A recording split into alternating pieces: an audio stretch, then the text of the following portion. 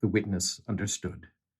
Pulling a manuscript from his breast pocket, he held it near the candle, and turning the leaves until he found the passage that he wanted, began to read. And here we begin Chapter 2 of The Damned Thing by Ambrose Bierce. What may happen in a field of wild oats?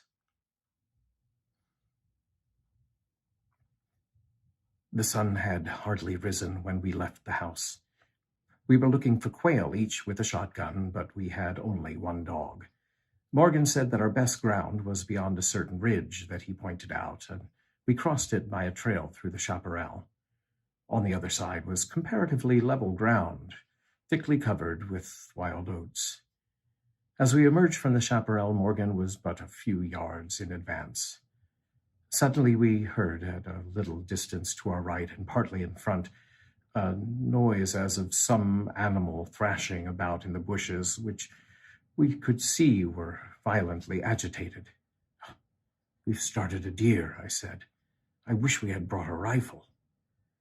Morgan, who had stopped and was intently watching the agitated chaparral, said nothing, but had cocked both barrels of his gun and was holding it in readiness to aim. I thought him a trifle excited, which surprised me, for he had a reputation of exceptional coolness, even in moments of sudden and imminent peril. "Oh, come," I said. "You're not going to fill a deer with quail shot, are you?" Still he did not reply. But catching a sight of his face as he turned it slightly toward me, I was struck by the intensity of his look. Then I understood that we had serious business in hand, and my first conjecture was that we had jumped a grizzly. I advanced to Morgan's side, cocking my piece as I moved. The bushes were now quiet, and the sounds had ceased, but Morgan was as attentive to the place as before.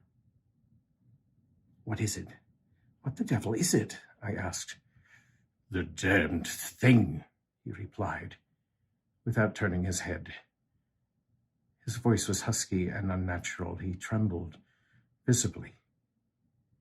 I was about to speak further when I observed the wild oats near the place of the disturbance moving in the most inexplicable way.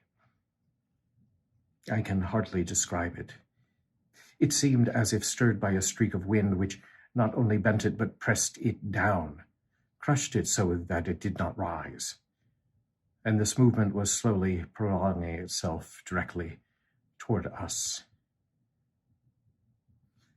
Nothing that I have ever seen had affected me so strangely as this unfamiliar and unaccountable phenomenon. Yet I am unable to recall any sense of fear. I remember, and I tell it here because singularly enough I recollected it then, that once in looking carelessly out of an open window I momentarily mistook a small tree close at hand for one of a group of larger trees at a little distance away. It looked the same size as the others, but being more distinctly and sharply defined in mass and detail seemed out of harmony with them. It was a mere falsification of the law of aerial perspective, but it startled, almost terrified me.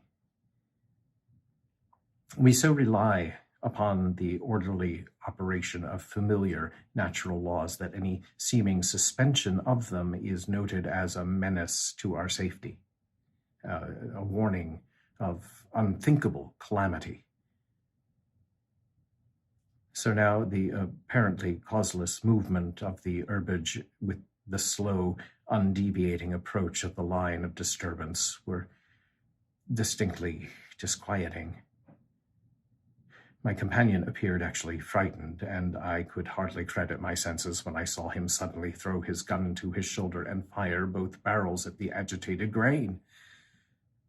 Before the smoke of the discharge had cleared away, I heard a loud, savage cry, a scream like that of a wild animal, and flinging his gun upon the ground, Morgan sprang away and ran swiftly from the spot. At the same instant, I was thrown violently to the ground by the impact of something unseen, in the smoke, some soft, heavy substance that seemed thrown against me with great force. Before I could get to my feet and recover my gun, which seemed to have been struck from my hands, I heard Morgan crying out as if in mortal agony. And mingling with his cries were such hoarse, savage sounds as one hears from fighting dogs. Inexpressibly terrified, I struggled to my feet and looked in the direction of Morgan's retreat, and may heaven in mercy spare me from another sight like that. At a distance of less than 30 yards was my friend, down upon one knee, his head thrown back at a frightful angle, hatless, his long hair in disorder, and his whole body in violent movements from side to side, backward and forward. His right arm was lifted and seemed to lack the hand. At least I could see none. His other arm was invisible. At times, as my memory now reports this extraordinary scene, I could discern but a part of his body. It was as if he had been partly blotted out. I cannot otherwise express it. Then a shifting of his position would bring it all into view again. All this must have occurred within a few seconds, yet in that time Morgan assumed all the postures of a determined wrestler vanquished by superior weight and strength.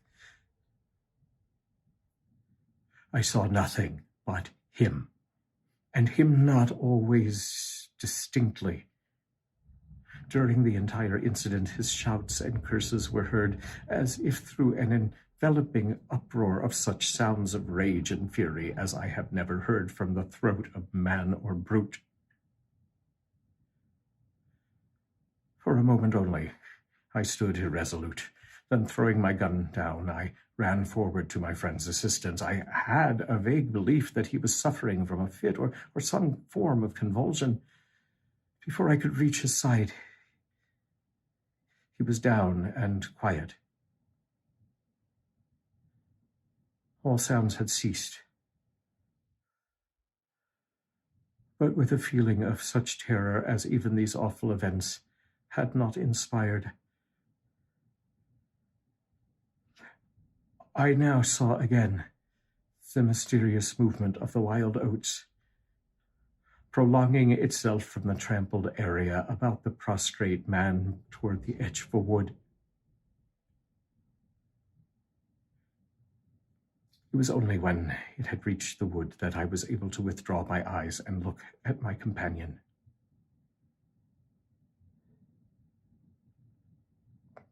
He was dead.